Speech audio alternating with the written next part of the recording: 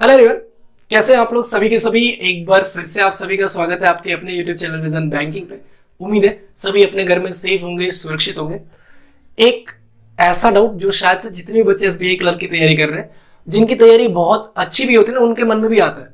चाहे आप किसी भी बैंकिंग एग्जाम की तैयारी करो, फिलहाल अभी आपके पास एसबीआई क्लर्क है तो मैं उस पर बात कर रहा हूँ कि how to improve score in mock test, या फिर एग्जाम में किस तरीके से अप्रोच करना चाहिए।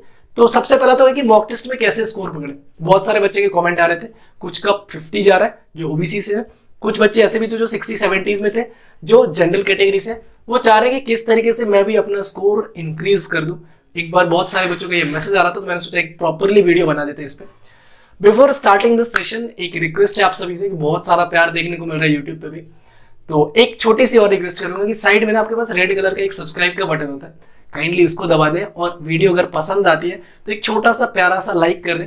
आपका लाइक शायद से मेरे को ये लगता है कि मैं जो एफर्ट लगा रहा हूँ वो शायद आप तक बेनिफिशियल आपके लिए हो रहा है, तो एक छोटा सा लाइक और सब्सक्राइब कर दो।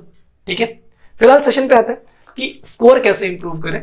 एक चीज सभी समझ लो कि अगर आप जनरल कैटेगरी के हैं तो आप किसी भी स्टेट से हैं, आप किसी भी कैटेगरी से हैं, आप किसी भी स्टेट से, तो आप ये तो समझ लो कि आपका कट ऑफ डेफिनेटली 70+ जाएगा।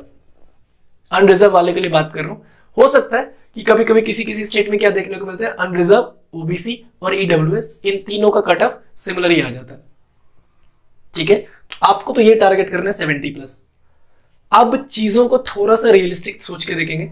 जिनका स्कोर 30-40s में जा रहा है और अगर आप अनरिजर्व हो ना, तो फिर आप यहां तक नहीं पहुंच पाओगे। ट्रुथ है, शायद से आपको बुरा लगेगा बट ये सच्चाई है। अगर आपको कोई ये बोल देना कि ये मेडिसिन है या फिर ये दवाई खा लो, ये चूरन दे रहा हूं, ये खा लो, ये ट्रिक ले लो, डबल हो जाएगा स्कोर 15 दिनों में, 20 दिनों में, नहीं होगा। एग्जाम के 15-20 दिन ही बचे हुए हैं तो आपका डबल नहीं होगा। ज्यादा से ज्यादा आप कितनी भी मेहनत कर लोगे, कितना भी कोशिश करोगे, अभी आपका जो स्कोर जा रहा है, आप 10 to 15, मैक्सिमम 15 तक ही आपके स्कोर बढ़ सकते हैं, आप कितनी भी मेहनत कर लो। क्योंकि कॉन्सेप्ट सीखने का टाइम अब है नहीं कि आप सारा टॉपिक को लेके बैठोगे। अब आपके पास उतना टाइम नहीं है कि आप एक इंडिविजुअल टॉपिक का कॉन्सेप्ट सीखने बैठोगे। क्योंकि एसबीआई क्लर्क मुश्किल से, अगर जो अभी एक डेट आ रहा है 12 तारीख को, मैं उस पर एक प्रॉपर वीडियो बना रहा हूँ कि एडमिट कार्ड कब तक आएगा, क्या सिनेरियो चल रहा है, पीईटी जो है उसको लेके अलग से वीडियो पे बात करेंगे। लेकिन फिलहाल आप ये सोच लो कि आपका जो बच्चे 40 to 50s वाले, वो मैक्सिमम बहुत ज्यादा मेहनत करेंगे, 60-65 तक पहुंच पाओगे। 50 वाले बच्चे, 40 वाले बच्चे 55 तक सोच लो, लेकिन उसके लिए मेहनत बहुत ज्यादा करनी पड़ेगी, ये बता रहा हूं। और मेहनत करना और स्कोर बढ़ने का कहीं पे भी रिलेशन नहीं है अटेम्प्ट बढ़ने से, ये बात सोच लो। स्कोर बढ़ने के 2-3 फैक्टर्स होते हैं, आप किस किस तरीके से स्कोर बढ़ा सकते हो। मैंने बताया ना कि कोई चूरन नहीं है, कोई दवाई नहीं है, कोई ट्रिक कॉन्सेप्ट नहीं है। तरीका है कि जिस तरीके से आप मॉक अटेम्प्ट कर रहे हो, शायद उसमें कुछ गलतियां हो रही है, उसको इंप्रूव करने की। ठीक है, इंग्लिश के लिए मैं अलग से एक सेक्शन बना चुका हूं, अलग से एक वीडियो बना चुका आप लोगों के लिए, तो मैं इंग्लिश पे ज्यादा यहाँ पे फोकस नहीं कर रहा हूँ। मैं क्वांट रीजनिंग के बारे में बात कर रहा हूँ, क्योंकि इंग्लिश जिनका वीक होता है ना, उनको ये भी प्रॉब्लम होती है कि समझ में नहीं आते कभी कभी जो हम जो अटेम्प्ट कर रहे हैं वो सही है कि गलत है। इंग्लिश में उतना कॉन्फिडेंस बच्चों को नहीं होता, मोस्टली बच्चों की बात कर रहा हूँ। कुछ बच्चे ऐसे भी होते हैं जो 30 में से इंग्लिश में 28-29, कभी कभी 30 भी क्लरिकल कैडर में लेके आ जाते हैं, तो उनके लिए मैं बात नहीं कर रहा हूँ ये वाली इंग्लिश की। जिनका वीक है उनके बारे में बात कर रहा हूँ कि इंग्लिश में कॉन्फिडेंस नहीं होता है, लेकिन क्वांट और रीजनिंग में तो होता है ना। तो क्वांट और रीजनिंग में सबसे पहली चीज जो आपको स्कोर इंप्रूव करने के लिए करनी है कि आप एक डायरी ले लो, नोटबुक ले लो, कुछ भी ले लो। आपने कम से कम 5 से 10 मॉक, मिनिमम 5 मॉक्स तो सबने लगाए होंगे, ऐसा उम्मीद मैं रखता हूँ। एसबीआई क्लर्क के लिए 5 मॉक लगाए।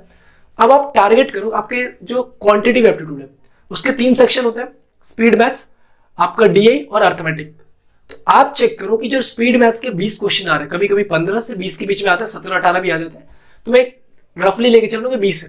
तो आप देखो कि 20 में से आपका स्पीड मैथ्स में कितना गलत हो रहा है। लिखो कि फर्स्ट मॉक में स्पीड मैथ्स में इतना गलत हुआ, डीआई से इतना गलत हुआ, अर्थमेटिक से इतना गलत हुआ। अनअटेम्प्टेड वाले मत लिखना, सिर्फ जो नेगेटिव जा रहा है उसको लिखना है। सिमिलर आपको रीजनिंग में भी लिखना है, सिलॉक्स इनइक्वालिटी में कितनी गलत हो रही है, आप देख लो कि ब्लड रिलेशन डायरेक्शन में कितनी गलतियां हो रही है, सिंगल क्वेश्चन जो होता है उसमें कितनी गलतियां हो रही है, और पजल सेटिंग में कितनी गलतियां हो रही है। पजल सेटिंग में मुझे नहीं लगता किसी की गलतियां होती है, वो बनेगा ही नहीं, एक ही ऑप्शन है। अगर पजल बन गया तो फिर क्वेश्चन गलत नहीं होगा। अब जल्दबाजी में कर दो तो वो अलग बात है, वैसे पजल अगर सही बन गया तो क्वेश्चन में दिक्कत नहीं होती है प्रीलिम्स लेवल तक। ठीक है ना। अब मान लो कि मैंने देखा कि एक बच्चा है, एक एग्जांपल के थ्रू ही समझेंगे, एक बच्चा जो 70-80 अटेम्प्ट कर रहा है, ठीक है, उसके 65 सही है, 15 गलत हो गए, तो मतलब यहां से 65 नंबर उसके मिलने चाहिए थे, और 15 नंबर को अगर आप ब्रेक करोगे तो मतलब 3.75 नंबर उसके कट जाएंगे। तो इसका अल्टीमेटली स्कोर कितना बन रहा है? 61.25। 65 अटेम्प्ट करके भी इसके 61.25 बन रहा है।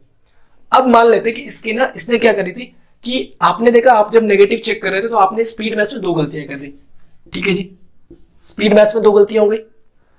अब आपको जब नेक्स्ट मॉक टेस्ट लगाओगे तो आपको यह ध्यान रखनी है कि आपका स्पीड मैथ्स में गलती नहीं होनी चाहिए, क्योंकि आपको थोड़ा सा केयरफुल होना है वहां पे।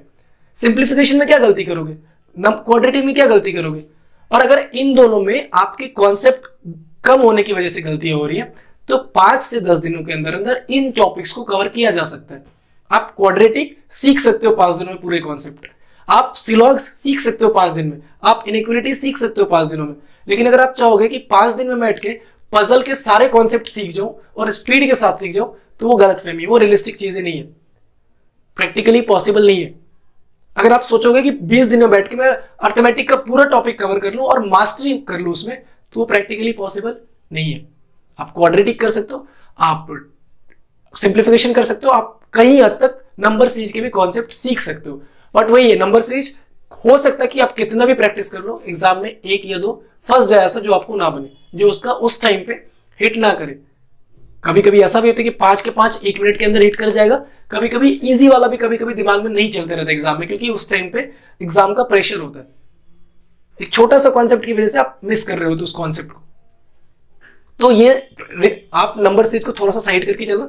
मैं इसकी बात कर रहा हूं, यहां से 2 नंबर अगर आपके गलत हो रहे हैं, सेम एज अगर आप सिलॉक्स इनइक्वालिटी में भी 10 में से 2 नंबर गलत कर रहे हो, अगर आपने ये 4 नंबर गलत नहीं किए होते, एक चीज सोच लो, आपको स्कोर इतना ही रखना है, आप अगर यहाँ पे 4 नहीं गलत करके यहाँ पे 69 अटेम्प्ट हो जाते हैं आपके करेक्ट, अब 11 नंबर यहाँ पे आपके 11 क्वेश्चन गलत है, 11 मतलब कितना 2.75 अब डिडक्ट होगा, 69 में से अगर 2.75 डिडक्ट होगा तो देख लो कितना आपका स्कोर जा रहा है, 66.25।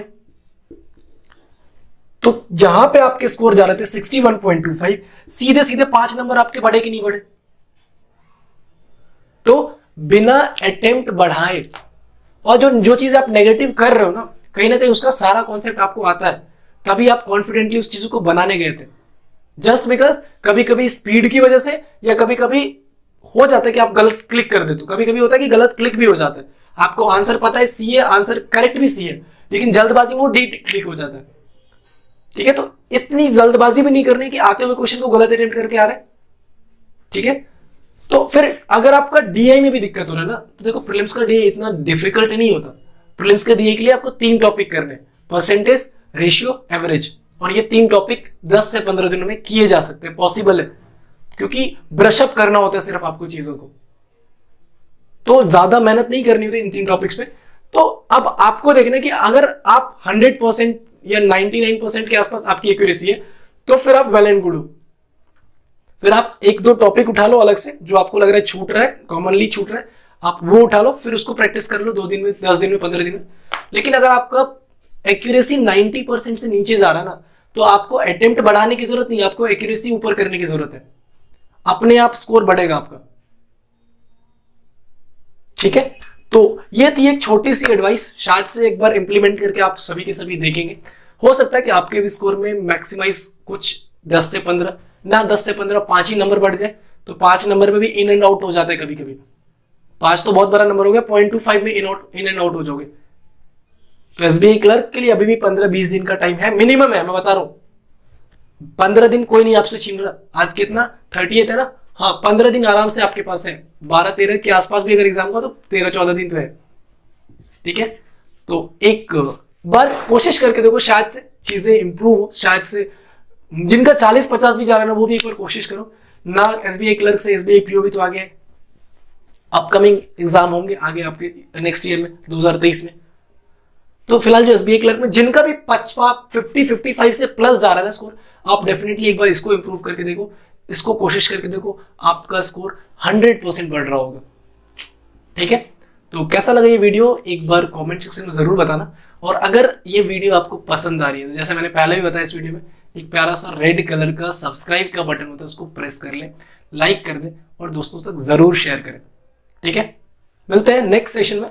Till then take care, bye bye, thank you, keep practising more and more and all the best for your upcoming examination.